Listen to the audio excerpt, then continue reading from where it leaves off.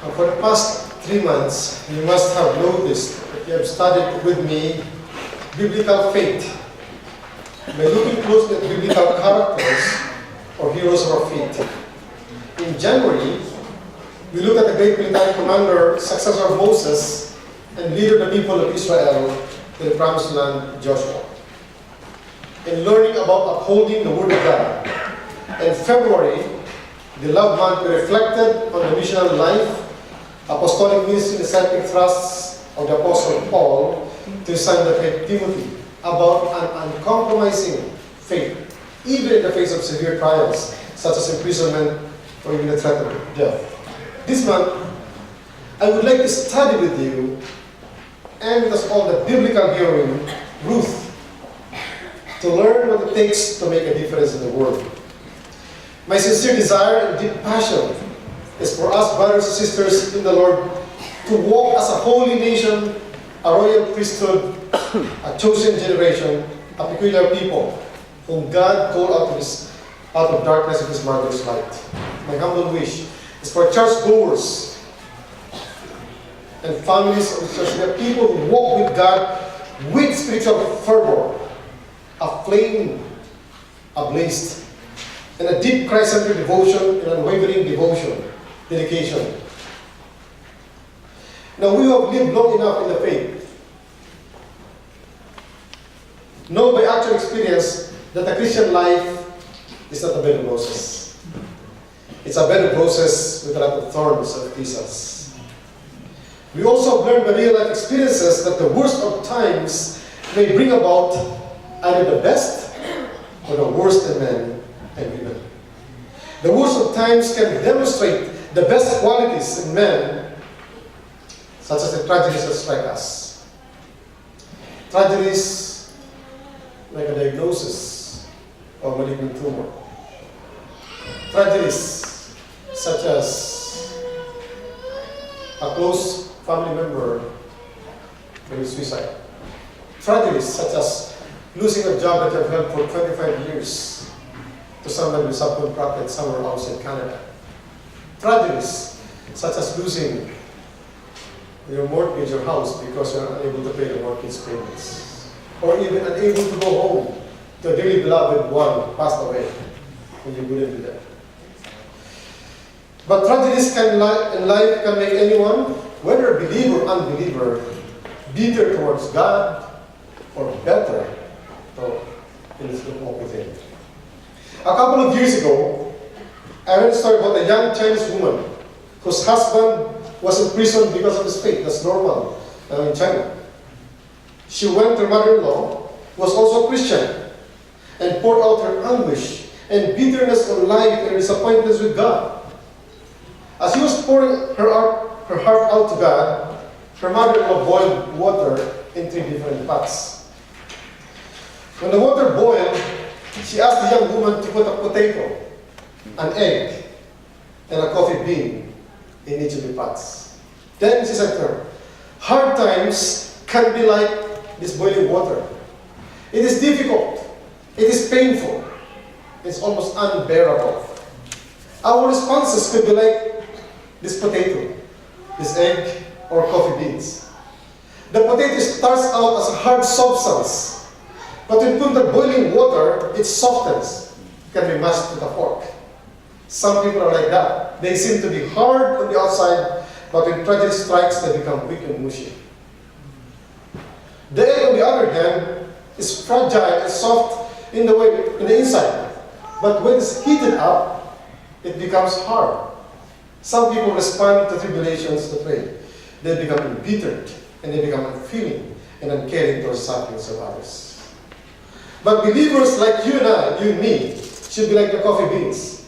Once they are placed in boiling water, they come out with the aroma and with the flavor that people want to enjoy. This morning, we're going to study another Old Testament character who seemingly is a coffee bean in a pot of boiling water. She's an epitome of a life well lived to the glory and praise of God, and hence made a lasting and inspiring difference in a world that was initially hostile to her. Can you open your Bibles with me to Ruth chapter 1. We're going to breeze through chapters 1 and 2. I will read part of it in the ESV, and it says, "In the days when the judges ruled, there was a famine in the land, and a man of Bethlehem in Judah went to sojourn in the country of Moab, he, his wife, and his 2 sons. The name of the man was Elimelech, and the name of his wife Naomi. And the names of his 2 sons were Mahlon and Chilion. They were Ephrathites from Bethlehem in Judah. They went into the country of Moab and remained there. But Elimelech, the husband of Naomi, died, and she was left with her 2 sons. These took Moabite wives, named the one was Orpah, and the name the other Ruth. They lived there about 10 years, and both Mahlon and Chilion died, so that the woman was left without her 2 sons and her husband. Then she arose with her daughters-in-law to return from the country of Moab, for she had heard in the fields of Moab that the Lord had visited his people and given them food. So she set out from the place where she was with her 2 daughters-in-law, and they went on the way to return to the land of Judah. But Naomi said to her 2 daughters-in-law, "Go, return each of you to your mother's house. May the Lord deal kindly with you, as you have dealt with the dead and with me. The Lord grant that you may find rest, each of you in the house of her husband." Then she kissed them, and they lifted up their voices and wept, and they said to her, "No, we will return with you to your people." But Naomi said, "Turn back, my daughters. Where will you go with me? Have I yet sons in my womb that may become your husbands? Turn back, my daughters. Go your way, for I am too old to have a husband. If I should say I have hope, even if I should have a husband at this night and should bear sons, would you therefore wait till they will grow? Would you never refrain from marrying? No, my daughters, for it is exceedingly bitter to me for your sake that the hand of the Lord has gone out against me." Then they lifted up their voices and wept again, and Orpah kissed her mother-in-law, but Ruth clung to her. And she said to her, "See, your sister-in-law has gone back to her people and to her gods. Return after your sister-in-law." But Ruth said, "Do not urge me to leave you or return from following you. For where you go, I will go. And where you lodge, I will lodge. Your people shall be my people, and your God, my God. Where you die, I will die, and there will I be buried. May the Lord do so to me, and more also, if anything but death parts me." Let's pray. Father in heaven, we ask for your wisdom and knowledge again. We ask for the wisdom that comes only from you, that we may understand deep meanings of the scriptures we are able to know and discern on our own. Thank you, Father God. In Jesus' name we pray. Amen. I love the book of Ruth. And when I studied this, it was so... is it working? Sorry. And when I was studying for the message, I thought I would talk about Philippians, because Philippians says, "Do everything without complaining or arguing, that you become stars in a crooked and depraved generation." My favorite New Testament book is Philippians. Why Ruth? How can you use the book of Ruth to talk about making a difference in the world? But then the more I study Ruth, the name Ruth means friendship. And we'll get through some beautiful meanings of the name. For example, you read about here, the judges ruled the land. There was famine in the land. This Ephrathite named Elimelech is three Hebrew words meaning "my God is king." El, God, I, my, Melech is king. Elimelech, my God is king. And he leaves Bethlehem. Bethlehem is house, Lehem is bread. Bethlehem is house of bread. Supposedly a place of abundance. Bethlehem will later on be the birthplace of David and birthplace of our Lord and Savior Jesus Christ. Very important place in biblical history. Why would a wealthy landowner like Elimelech would leave Bethlehem to go to Moab, where there was famine in the land? Why was there famine in the land? There was famine in the land because there was wickedness, and God said to them that if you intermarry and give your children to marriage, I will withhold rain from falling into your land. When you're a landlocked country like Bethlehem, I wish I could, beautiful artistic rendition of Ruth and Naomi. There's the tribe, the 12 tribes. You can see if an Ephrathite lives is a descendant of Ephraim. Ephraim and Manasseh are the two sons of Joseph, double portion of inheritance of Joseph. And there is Bethlehem right there, Judah, and Moab is right there down. The question that you have to ask, why would a good Hebrew person like Elimelech, who's named after God, Naomi means pleasant, so you can see how religious they are, leave this land. There's family in the land, true, but where we go to Moab. Moab, if you're familiar with biblical history, is the kingdom that came from the incestuous relationship of Lot and his daughters. One of Lot's daughters in Genesis commits incest, and he has two sons, Ben-Ami, who became the Ammonites, and the Moabites. Why would you travel about 300 to 400 miles from the place where you were known, a wealthy landowner, and reputable among the people, because we'll learn that later on chapters 2 and 3, how the ancestry of Naomi, the lineage of Naomi is known in the area, and go to Moab and live there for 10 years. First, it was already a violation of the Mosaic commandment. Secondly, there was the intermarriage. Intermarriage between Mahlon and Children, two Moabites. Now, historically, Moabites women are known to seduce Hebrew men and take them into their idolatrous faith. So, given that the context, the book of Ruth shines like a very beautiful pearl against a jet black background of sin, wickedness, idolatry, and corruption. There was famine in the land because there was so much sin, wickedness, idolatry, and corruption. The narrative book records events that took place during the period of the book of Judges, which are the dark ages, the very dark ages of Israel's history. Despite the conquest of Canaan by Joshua and his armies, and the victories under his military leadership, there were periods of spiritual compromise and decline, although there was a period of revival. But as time went on, during the era of the Judges, apostasy, intermarriage, and syncretism. Syncretism is mixing the worship of Yahweh God with the worship of other gods. You see that in modern days. Instead of having a God of the sea, you have patron saint of the sea. A God of the harvest, a patron saint of the harvest. That's syncretism. You mix the worship of true God with the gods of paganism. The book of Judges ended up in corruption and bloody civil strife between the tribe of Benjamin and the rest of the tribes of Israel. It closes with these ominous words. In those days, there was no king in Israel. Everyone did what was right in his own eyes. Can you imagine if in our church we say, we did what was right in his own eyes? In those days, everyone did what was right. There's no standard of morality. There's no standard of ethics. There's no standard of social responsibility. Now, named after a Moabitess who had buried a Hebrew man and living in Moab, the book of Ruth is beautifully written, and you have heard one of the most poignant statements, not between a husband and a wife, but between a mother-in-law and a daughter-in-law and a mother-in-law. Context, historical context. Typically during February, you would say that with a dozen long-stem roses and chocolates and cards, to my one and only, and you say something like, your God shall be your God, your people shall be my people, wherever you go, I will go, where you die, I will die, and you say all these things till death do us part.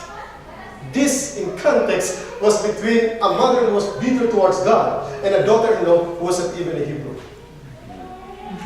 So the irony is that how can this woman make an inspiring difference in a society that is hostile to her? Because Moab is seen to be a very bad place to live in. And Moabites are very bad people to deal with. She was to make a difference in a very hostile word. Theologically, one of the timeless truths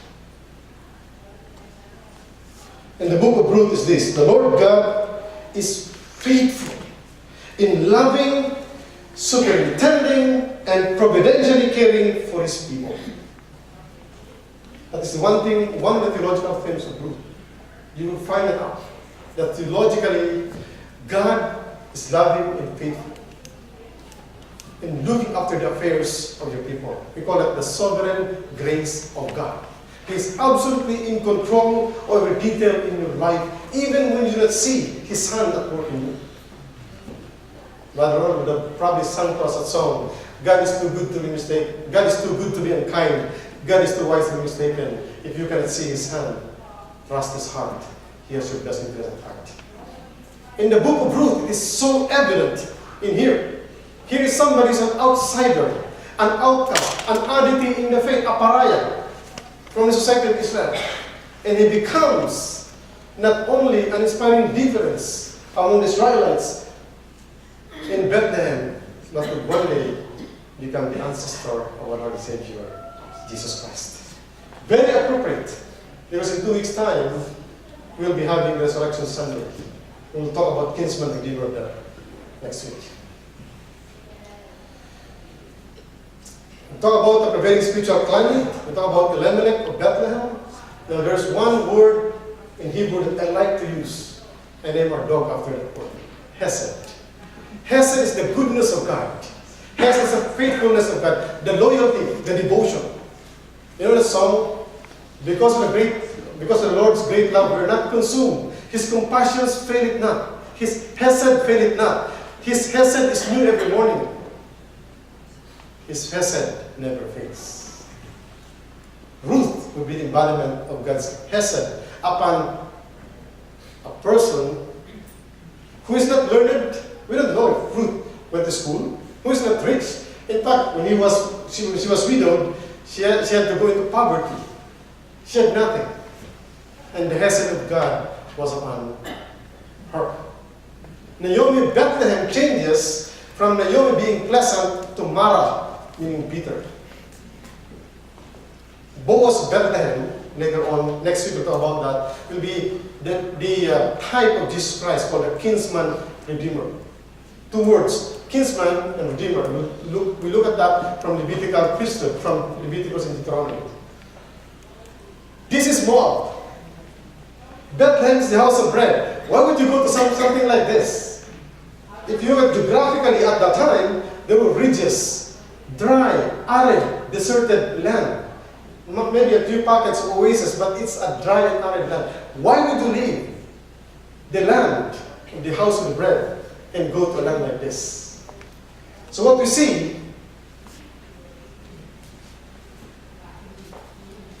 is the deadly decision and choice of Elimelech. He made a deadly, instead of trusting God, that even if there's famine in Bethlehem, I will trust God that He will provide for my family and my people. I will not leave this because I am told to stay in the land of God. He made a deadly decision and choice. Now Naomi was desperate. You're an older person, older woman. In those times, there's no welfare state. There's no CDP or old age or JS. You're 65.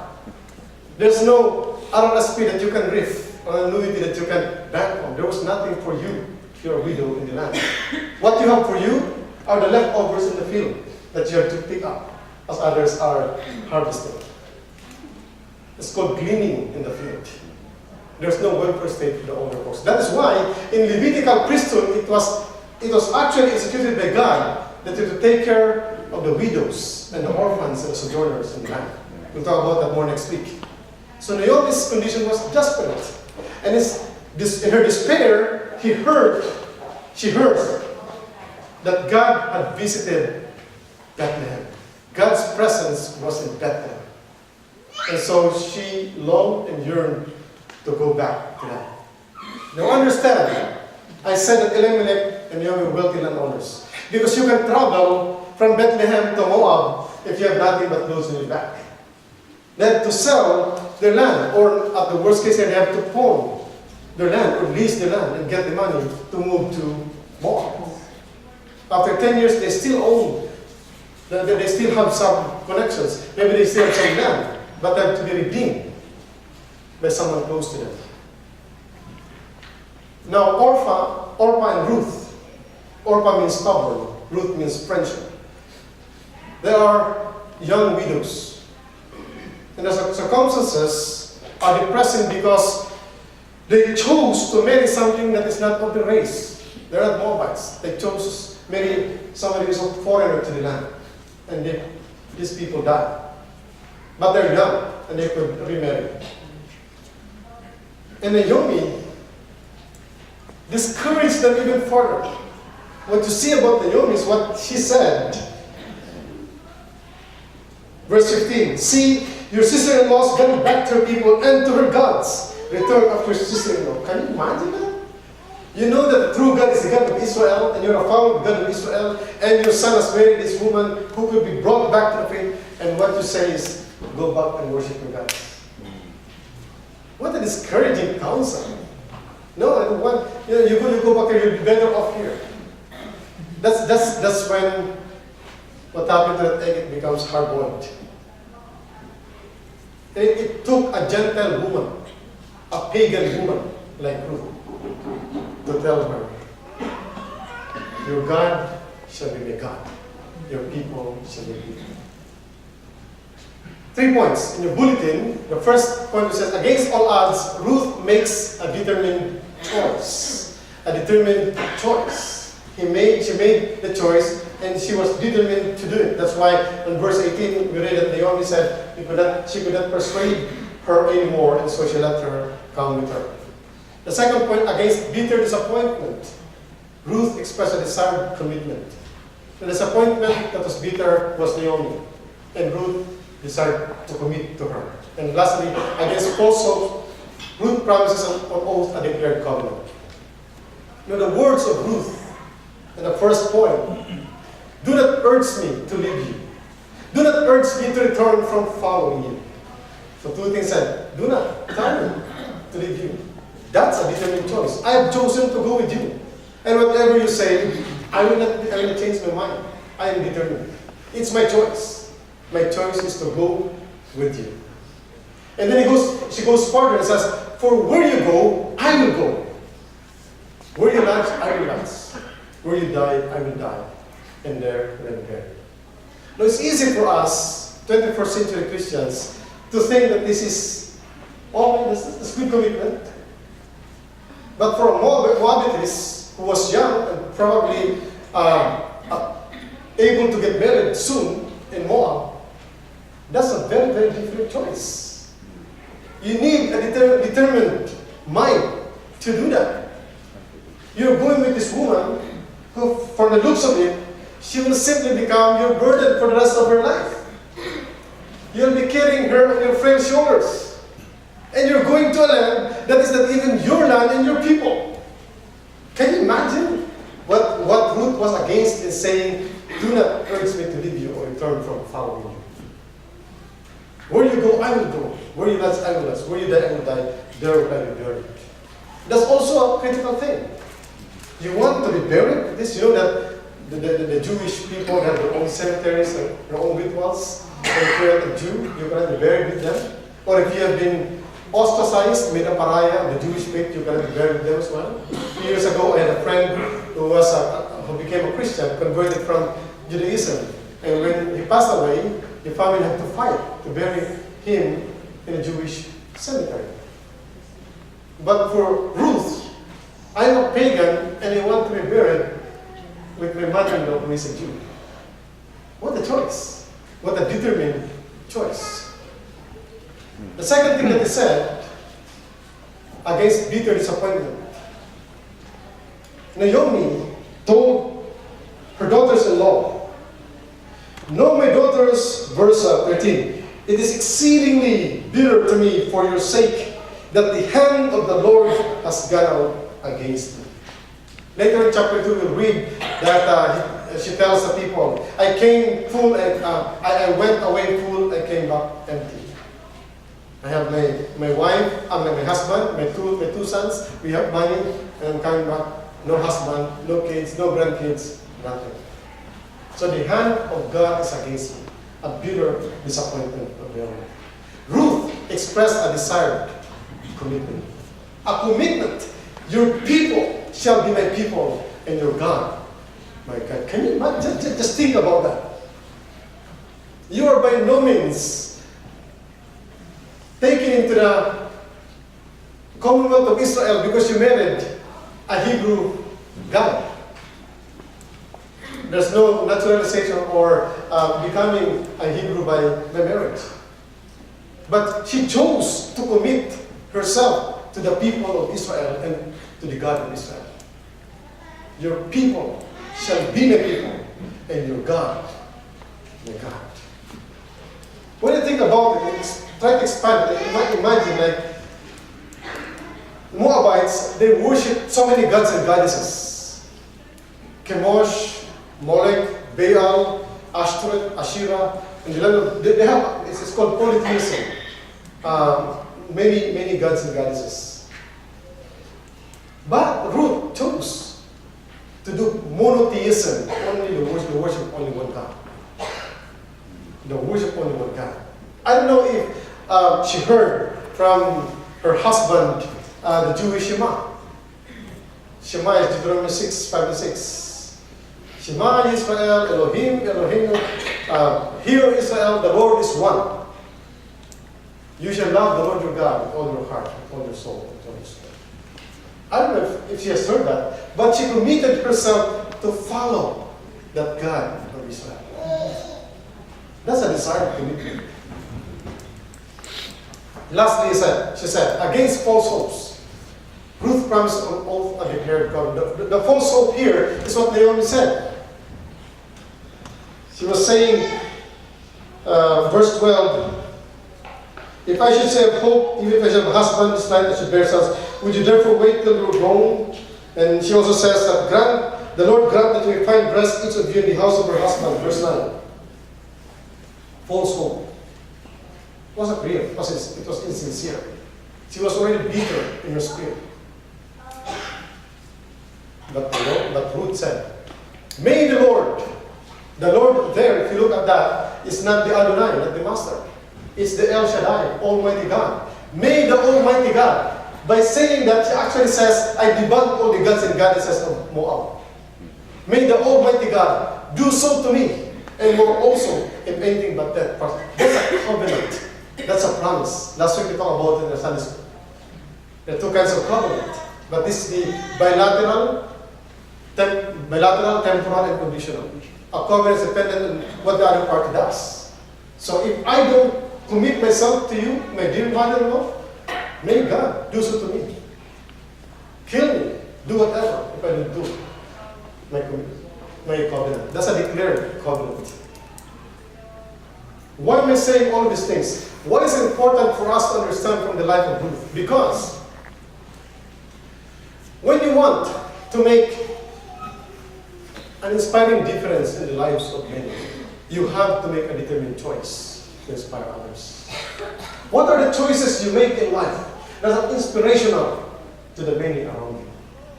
What are the words that you say? You pick your words, you express your thoughts in a way that edifying. What are the actions that you do? What are the emotions that you display? What are the thoughts you entertain? What are the feelings that you have?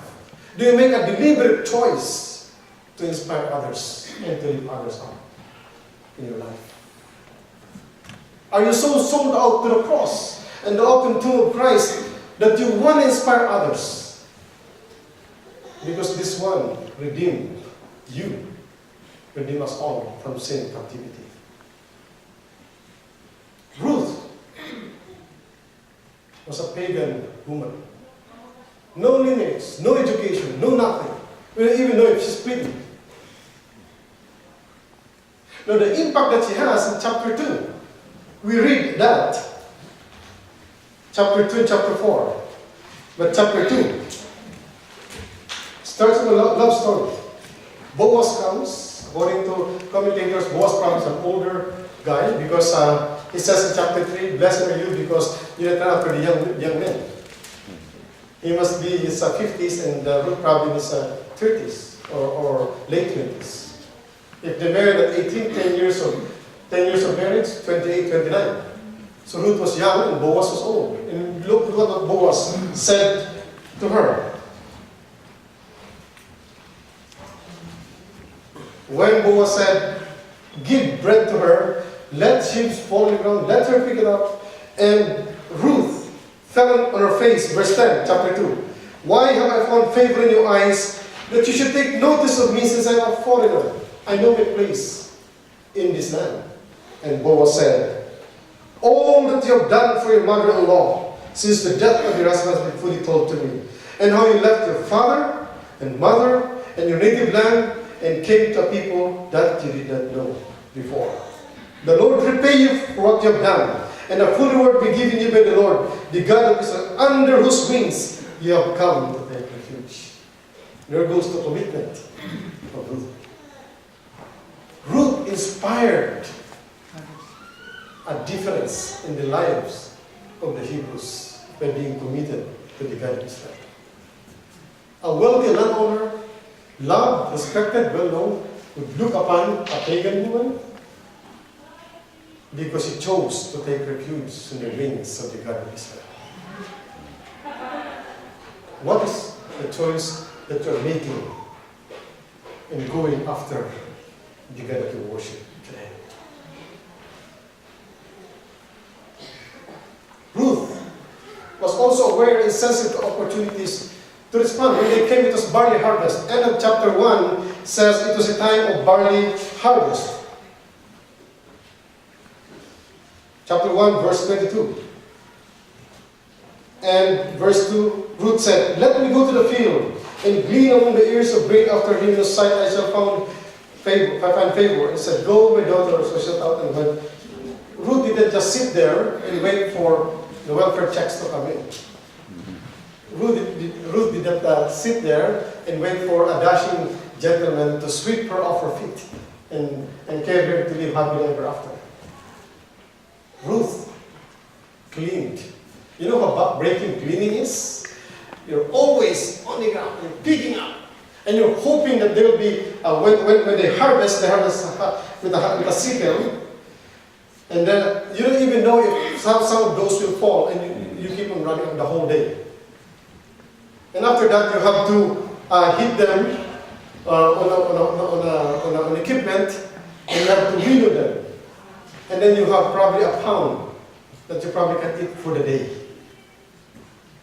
But God favored Ruth. Boaz said, give her as much as she can. She was able to make an ephah. An ephah is good for 5 days of food.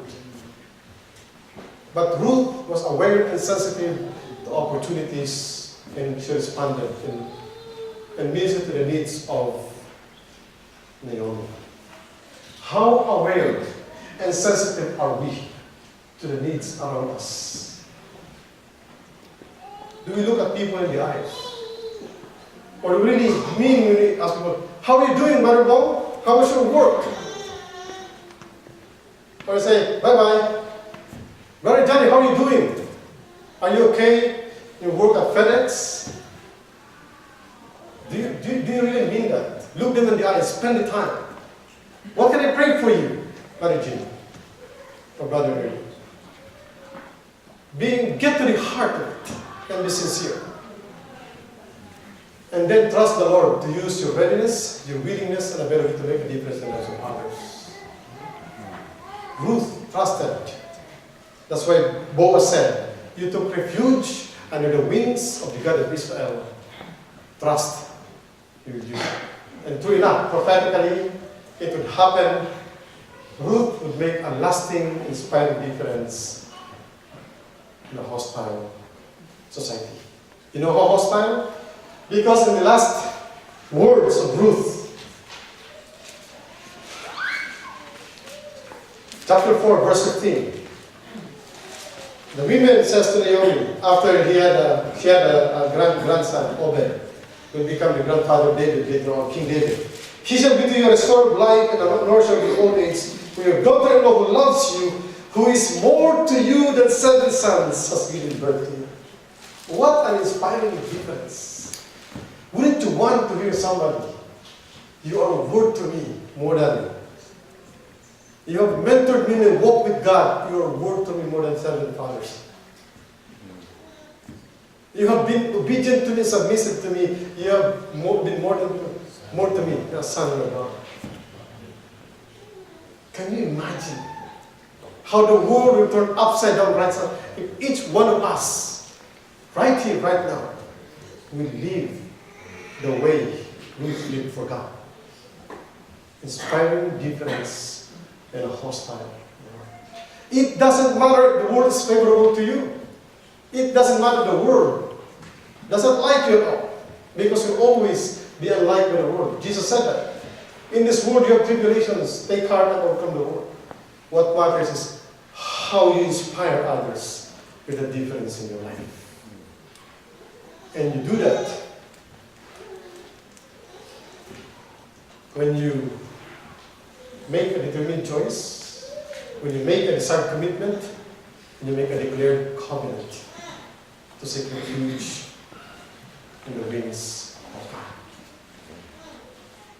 I hope we'll continue on next week about this. We'll continue finishing Ruth chapters 3 and 4. But I hope there's something about this her life that challenges us. You and I can make a difference in the world that we live in. You and I can actually make an inspiring difference, even in a very hostile Canadian society or North American society that seeks to hem our sons and daughters into the mold of atheism. May we make the determined choice today. May we make the desired commitment, and may we declare that covenant to walk closely with our God. Let's pray. Father God, I pray that your sufficiency will be so evident in the people, that the things I'm unable to express and articulate from your word, you will bless your people immensely and tremendously. I pray, Father, that you have spoken to our very heart of hearts, because you're eternally articulate God. And there's something that we take home, and we will affirm that we have met up with you in your word, and you will transform from glory to glory. Do not let any of your people gathered here this morning to depart from this place that having been touched by your presence. In Jesus' name we pray. Amen.